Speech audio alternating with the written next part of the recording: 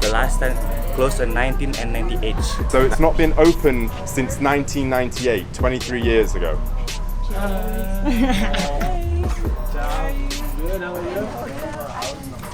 This is 10 acres big, so we're not going to walk around 10 acres. I reckon that we're just going to walk through. Apparently there's a really nice kind of gate there. If anybody sees anything that they like or an area that they like, let's set up there and maybe spend a little bit of time in those pockets. It's meant to be around drones, but let's see how we go.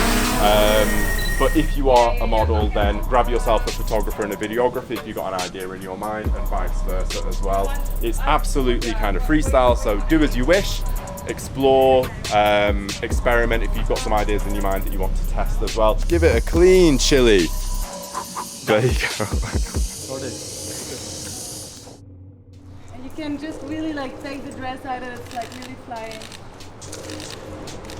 My name is Marie, so we are here today with the community creatives at this abandoned film park or theme park, and it was last opened in the 90s. And you can imagine that there is so many areas, spaces, corners where you can get creative.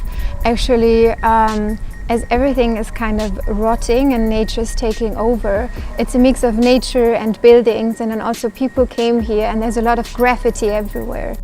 And a bit of an explorative vibe, and also catching the lights, and it's a very interesting vibe with the light and the shades and the sun and the leaves and you know, the rays of sun that come through, and it's very epic. Actually, it's really, really cool.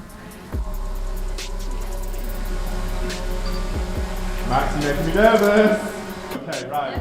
You have to go slower. That was too fast. Slower.